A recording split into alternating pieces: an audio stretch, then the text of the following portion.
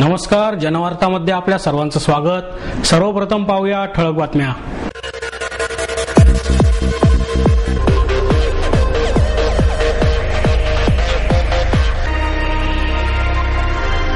पुण्यात एकापाठोपाठ एक उघडकीस येणाऱ्या घोटाळ्यांची जबाबदारी स्वीकारून उपमुख्यमंत्री अजित पवार आणि सहकार मंत्री हर्षवर्धन पाटील यांनी तातडीने राजीनामा द्यावा या मागणीसाठी शिवसेनेच्या वतीने जिल्हाधिकारी कार्यालयात आंदोलन। महाराष्ट्र साहित्य परिषद आणि संस्कृती प्रकाशन यांच्या वतीने दिवंगत ज्येष्ठ कवी आणि गीतकार जगदीश खेबुडकर यांना दाटलेल्या कंठाने उपस्थितांनी वाहिली श्रद्धांजली। स्थानिकांच्या संमतीशिवाय जैतापूरसह इतर कोणत्याच ठिकाणी अणुऊर्जा प्रकल्प आणता येणार नाही, माजी केंद्रीय ऊर्जा मंत्री आणि पर्यावरण मंत्री सुरेश प्रभू यांचं मत। साधना ट्रस्टच्या वतीने ज्येष्ठ विचारवंत आणि पुणे विद्यापीठाचे माजी कुलगुरू देवदत्त दाभोलकर शिष्यवृत्ती ज्येष्ठ समाजशास्त्रज्ञ डॉक्टर द.ना. धनागरे यांना प्रदान। अखिल भारतीय बालकुमार साहित्य संस्थेच्या वतीने देण्यात येणाऱ्या वाङ्मय पुरस्कारांचे ज्येष्ठ कवयित्री सरिता पत्की यांच्या हस्ते वितरण। आणि प्रेरणादायी गडकिल्ले आणि त्यांच्याशी जडलेला इतिहास या क्षेत्रात अधिकाधिक तरुणांनी पुढे येऊन काम करावे, शिवशाहीर बाबासाहेब पुरंदरे यांचं आवाहन। पुण्यात एकापाठोपाठ एक उघडकीस येणाऱ्या घोटाळ्यांची जबाबदारी स्वीकारून उपमुख्यमंत्री अजित पवार आणि सहकार मंत्री हर्षवर्धन पाटील यांनी तातडीने राजीनामा द्यावा या मागणीसाठी शिवसेनेच्या वतीने जिल्हाधिकारी कार्यालयात आंदोलन करण्यात आले। लवासा प्रकल्प, घोटावडे जमीन प्रकरण, जिल्हा मध्यवर्ती बँकेतील घोटाळा असे एकापाठोपाठ एक घोटाळे पुण्यात उघडकीस येत आहेत। त्यामुळे घोटाळ्यांचे पुणे अशी बदनामी होत असून घोटाळ्यांची जबाबदारी स्वीकारून उपमुख्यमंत्री अजित पवार आणि सहकार मंत्री हर्षवर्धन पाटील यांनी त्वरित राजीनामा द्यावा यासाठी शिवसेनेने जिल्हाधिकारी कार्यालयात धडक मारली। या दोघांनी राजीनामा द्यावा या मागणीसाठी राज्यभर आंदोलन करण्यात येणार असल्याचा इशारा शिवसेनेच्या पुणे जिल्हा संपर्क प्रमुख आमदार डॉक्टर नीलम गोरे यांनी दिला। शिवसेनेच्या वतीने राज्य सरकारचा गलथान कारभार, विविध घोटाळ्यांच्या निषेधार्थ जिल्हाधिकारी कार्यालयासमोर आमदार डॉक्टर नीलम गोरे यांच्या नेतृत्वाखाली घंटानाद आंदोलन करण्यात आले। शिखर बँकेच्या घोटाळ्याप्रकरणी अजित पवार यांनी राजीनामा द्यावा, रेशन दुकानात 5 जीवनावश्यक धान्य मिळायलाच हवीत अशा जोरदार घोषणा आणि घंटानाद करून शिवसैनिकांनी आसमंत दणाणून सोडला। पुणे आणि पिंपरी चिंचवड महापालिकेतील अनेक आर्थिक घोटाळे उघडकीस येत आहेत। राज्यातील शिखर बँकेत हजारो कोटींचा घोटाळा झाला असूनही अजित पवार खोटे बोलत आहेत। पोलिसांचे संरक्षण घेऊन ते दादागिरी करत आहेत। शिवसैनिकांसारखे कोणतेही पोलीस संरक्षण न घेता त्यांनी रस्त्यावर उतरून दाखवावे असे आव्हान आमदार डॉक्टर नीलम गोरे यांनी दिले। खासदार गजानन बाबर, महादेव बाबर, विजय शिवतारे आदींची यावेळी भाषणे झाली। त्यानंतर निवासी उपजिल्हाधिकारी अनिल पवार यांना मागण्यांचे निवेदन देण्यात आले। रेशनिंगच्या दक्षता समित्यांवर विरोधी पक्षांच्या नगरसेवकांची नियुक्ती करावी, राज्य सहकारी आणि पुणे जिल्हा मध्यवर्ती सहकारी बँकांतील भ्रष्टाचार प्रकरणी अजित पवार यांची चौकशी करण्यात यावी अशा मागण्याही या निवेदनात करण्यात आल्या आहेत।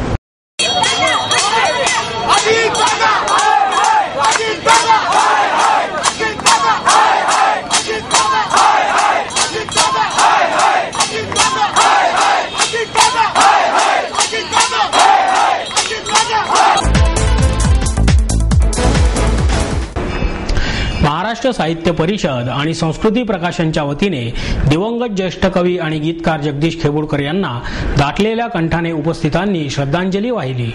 प्राजक्ताच्या फुलासारखे जगताना दुसऱ्यांच्या ओंजळीत त्यांनी सुगंधाचा दरवळच दिला, परंतु अखेरीस त्या पाखराने सोन्याचा पिंजरा तोडून दूर आकाशी झेप घेतली।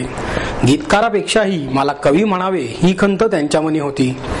त्याच लाडक्या पाखराच्या स्मृती शब्दातून सांगताना प्रत्येकांच्या हृदयाचं पाणी झालं। ज्येष्ठ कवी आणि गीतकार जगदीश खेबुडकर यांना वाढदिवसाच्या शुभेच्छा देण्याऐवजी त्यांना आदरांजली वाहताना प्रत्येकाचाच कंठ दाटून आला। महाराष्ट्र साहित्य परिषद आणि संस्कृती प्रकाशनच्या वतीने दिवंगत ज्येष्ठ कवी आणि गीतकार जगदीश खेबुडकर यांना आदरांजली वाहण्यासाठी श्रद्धांजली सभेचे आयोजन करण्यात आले होते। या प्रसंगी आमदार उल्हास पवार, साहित्य परिषदेचे प्रमुख कार्यवाह प्राध्यापक मिलिंद जोशी, कोषाध्यक्ष सुनील महाजन आणि संस्कृती प्रकाशनच्या सुनीता राजे उपस्थित होत्या। जोशी म्हणाले, संत साहित्यातील सात्विकता, पंत साहित्यातील भावुकता आणि तंतकाव्यातील उत्कटता खेबुडकरांच्या शब्दांमधून प्रकट होते. प्रस्थापितांनी त्यांना कवी म्हणले नसले तरी महाराष्ट्रातील प्रेक्षकांसाठी ते कवीच होते. आमदार पवार म्हणाले, कवितेच्या विविध प्रांतांमध्ये आपले अस्तित्व निर्माण करण्याचे काम खेबुडकरांनी केले. काव्य क्षेत्रातील असा एकही प्रांत त्यांनी ठेवला नाही की ज्यामध्ये त्यांनी लेखन केलेले नाही. म्हात्रे म्हणाले, कवितेत स्वातंत्र्य असते. गीतांमध्ये कमी शब्दांमध्ये लोकांच्या मनावर अधिराज्य गाजवायचे असते. त्यामुळे कवितेपेक्षाही गीते अधिक श्रेष्ठ आहेत. सुनील महाजन यांनी खेबुडकर यांच्या काही आठवणी सांगितल्या. ज्येष्ठ पत्रकार जयराम देसाई, श्रीधर माडगुळकर, उद्धव कानडे, दीपक करंदीकर आणि श्याम बुरके यांनी आठवणींना उजाळा दिला. स्थानिकांच्या संमतीशिवाय जैतापूरसह इतर कोणत्याच ठिकाणी अणुऊर्जा प्रकल्प आणता येणार नाही, असे मत माजी केंद्रीय ऊर्जा मंत्री आणि पर्यावरण मंत्री सुरेश प्रभू यांनी व्यक्त केले. पुणे श्रमिक पत्रकार संघाचे संस्थापक ज. स. करंदीकर यांच्या स्मृतीप्रित्यर्थ पत्रकार संघाच्या वतीने आयोजित कार्यक्रमात जैतापूर प्रकल्प आणि भविष्यातील ऊर्जा आव्हाने या विषयावर प्रभू बोलत होते. संघाचे अध्यक्ष श्याम दौंडकर, सरचिटणीस संतोष कुलकर्णी, पुणे पत्रकार प्रतिष्ठानचे अध्यक्ष शशिकांत भागवत यावेळी उपस्थित होते. प्रभू म्हणाले, जपानमधील अपघातानंतर अणुऊर्जा प्रकल्पांचा पुनर्विचार करणे आवश्यक झाले आहे. अणुऊर्जेच्या सर्व पैलूंचा अभ्यास केल्याशिवाय अणुऊर्जा प्रकल्पांचा आग्रह आपल्याला करता येणार नाही. ऊर्जा ही देशापुढील सर्वात मोठी समस्या आहे. देशातल्या 120 कोटी लोकसंख्येपैकी 45% लोकांना आजही वीज मिळत नाही. देशाची एकूण स्थापित वीज निर्मिती क्षमता 1,70,000 मेगावॅट आहे. देशाला लागणाऱ्या एकूण ऊर्जेची गरज भागवण्यासाठी आपल्याला 63% अधिक वीज आयात करावी लागते. येत्या काही वर्षात आयातीची टक्केवारी 90च्या पुढे जाण्याचा अंदाज नियोजन आयुक्ताने व्यक्त केला आहे. सध्या देशातील 2/3 वीज कोळशापासून तयार होते. मात्र कोळशाची वीज पर्यावरण, जमीन आणि पाणी यांचे प्रदूषण करणारी आहे. जलविद्युत प्रकल्पांच्या क्षमता अपुऱ्या आहेत. जपानमधील अपघातानंतर अणुऊर्जेच्या बाबतीतील संदर्भ बदललेले आहेत. या पार्श्वभूमीवर देशाची दीर्घकालीन ऊर्जा नीती निश्चित करताना अपारंपरिक ऊर्जा स्रोतांचा विचार करणे गरजेचे झाले आहे. जगातील अणुऊर्जेचा वापर 6%पेक्षाही कमी आहे. मात्र जपान, अमेरिका, फ्रान्स यांसारख्या 50%हून अधिक अणुऊर्जा वापरणाऱ्या देशांमध्ये सुद्धा गेले कित्येक वर्षात नव्याने अणुऊर्जा प्रकल्पांची उभारणी झालेली नाही, असेही त्यांनी नमूद केले. म्हणजे न्यूक्लिअर ते रेडिओ ऍक्टिव्ह एनर्जी, तर रेडिओ ऍक्टिव्हिटीचा परिणाम नक्कीच होणार. क्लीन एनर्जीचं माझं म्हणणं होतं की हे ते परत मी क्लेरिफाय करतो. माझं म्हणणं क्लीन एनर्जी म्हणजे रिन्युएबल एनर्जी. रिन्युएबल एनर्जी म्हणजे सोलर, विंड, जिओथर्मल किंवा वेव्स पासूनची एनर्जी, किंवा ह्या 4 एनर्जीमधून जर आपण विजेची निर्मिती केली पाहिजे. मी माझा परत तुम्हाला उदाहरण सांगतो. मी ॲक्च्युली माझं म्हणणं आहे उलट सस्टेनेबल आणि clean energy which is also renewable, या 3 क्रायटेरिया ठरल्या पाहिजेत. Which is sustainable, which is clean आणि विच इज रिन्युएबल. या 3 क्रायटेरियाचा विचार केला तर या केवळ 4-5च एनर्जी आहेत. हायड्रोही त्याच्यात थोड्या प्रमाणात मोडू शकते, परंतु सोलर एनर्जी हा आपल्या दृष्टीच्या जगाच्या भारताच्या दृष्टीने उद्याच्या येणाऱ्या त्याच्यामध्ये सगळ्यात मोठा चांगला पर्याय. दुसरा विंड एनर्जी, तिसरं जिओथर्मल, चौथं बायोमास एनर्जी आणि 5वी वेव्हची एनर्जी. ह्या सगळ्यामधून आपण जर जलनिर्मिती केली तर वीज निर्मिती होऊ शकतं. हे जर केलं तर तिकडच्या बायोडायव्हर्सिटीवर कोणताही परिणाम होणार नाही. न्यूक्लिअरमुळे होऊ शकतं ना परिणाम काय होणार आहे, तर तो त्याचा अभ्यास केला पाहिजे सरकारने. तेच तर तुम्हाला मी सांगतोय. मग माझा ते सांगण्याचं ह्याच्यावर अभ्यास करून त्याचा बायोडायव्हर्सिटीवर रेडिओ ऍक्टिव्हिटीचा काय परिणाम होऊ शकतो ह्याचा अभ्यास केला पाहिजे. म्हणजे आता होणार आहे याचा क्लिअर अजून काही नाही. अभ्यास जर केला असेल तर रिपोर्ट जर त्यांनी सरकारने जाहीर केला, पब्लिक डोमेनमध्ये ठेवलं तर लोक त्याच्यावर मतं देऊ शकतील ना. आज तिकडच्या स्थानिकांची तीच तर भूमिका आहे. स्थानिकांची भूमिका आहे की आमच्याकडचे मच्छीमारी, आमच्याकडचे असणारे बायोडायव्हर्सिटी परिणाम होणार आहे.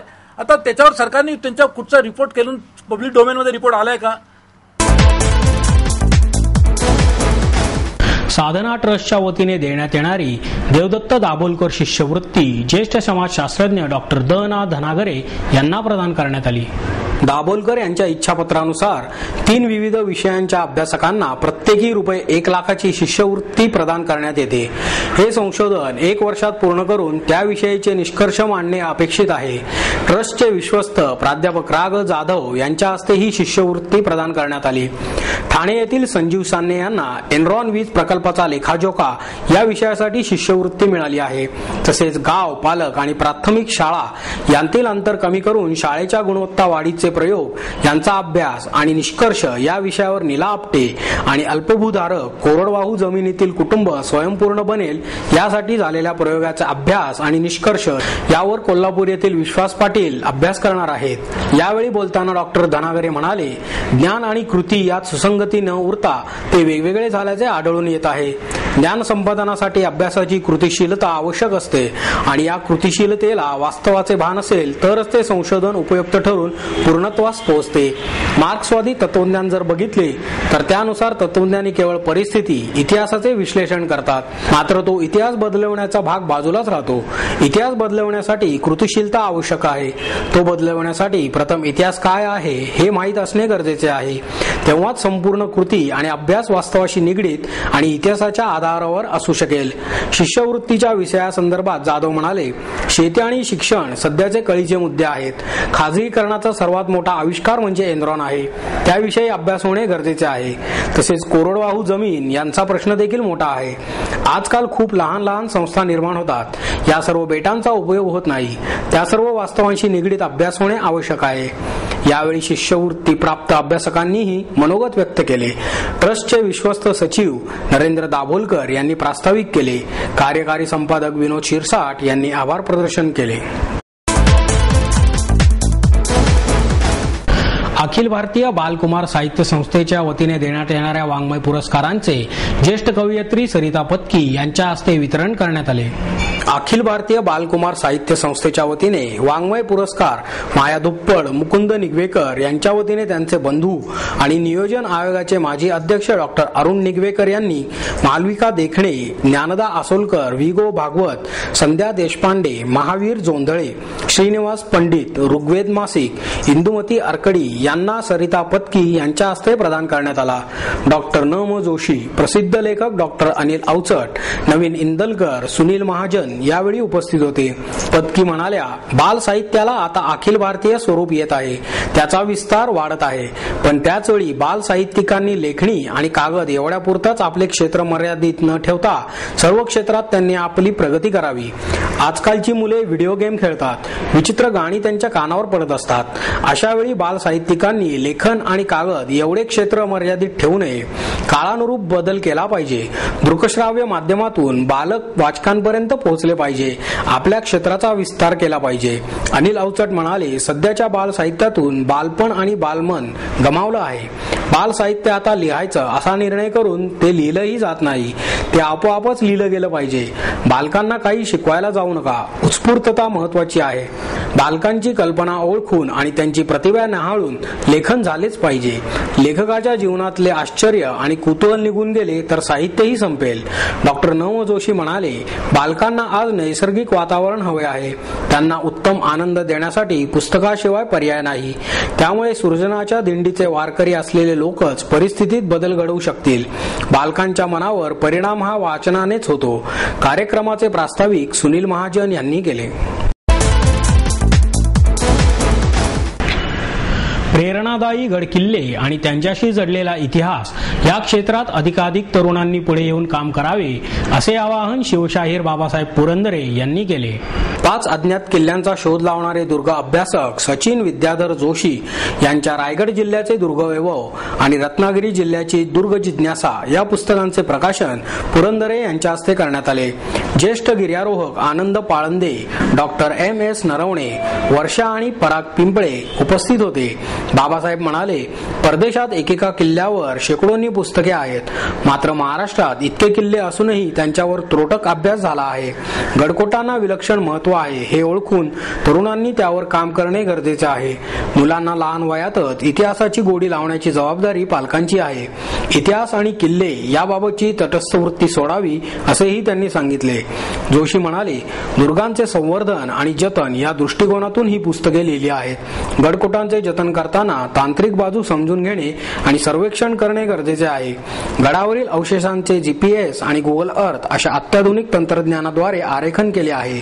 गडकोटांवर होणारे अपघात टाळण्यासाठी नकाशे, रस्ते यांची सध्याची माहिती हवी असल्याने नव्या ट्रेकर्सना त्याची मदत होईल असेही त्यांनी सांगितले।